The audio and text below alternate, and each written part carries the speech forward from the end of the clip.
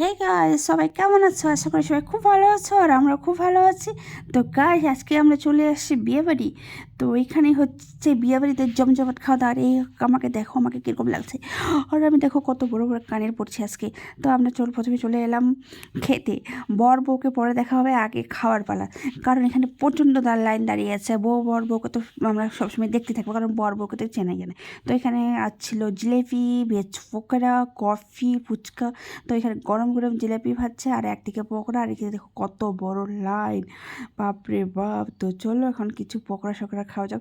তো আমরা একটু পকোড়া টকোড়া খেয়ে একটু বাইরে চলে এলাম ফটোশ্যুট করতে। এখন ফটোশ্যুটে তুললাম, তারপরে সবাই আসছে, কথা বলছে, সবার সাথে ভালো লাগছে কথাবার্তা বলার পরে। তারপরে চলো একটু ফটোশ্যুট করে নিই, তারপরে যাবো খাবার খাইতে। তো এই যে দেখো বাবু একটু ফটো তুলছে, আর মানে দুষ্টুমি করছে। তো চলে এলাম খাবার খেতে। তো এখানে দেখলো ভাত, তারপরে দিয়েছে বেগুনের চপ, তারপর দিল ডাল, জাস্ট অসাম। তারপরে নিয়েছে সবজি, তারপরে দিল মাছ খেতে, বাপরে। তারপরে আর একটু সবজি দিয়ে দিল, যেটা খুবই খেতে টেস্টি ছিল। আর এখানে বাবু বসে বসে, তো বাবুকে বলবো, আমি বললো যে বাবুকে দাও। দিয়ে দিল মাটন খাওয়া দাওয়া করার খাইতে। তারপর মিষ্টি চাটনি অনেক কিছু ছিল। তারপরে খাওয়া দাওয়া শেষে আমরা আবার চলে এলাম পকোড়া খেতে, কারণ পকোড়া তখন পাইনি। তো চলো, এই হচ্ছে আমাদের খাওয়া দাওয়া। তো চলো গাইস, ভালো লাগলো অবশ্যই like comment share and subscribe.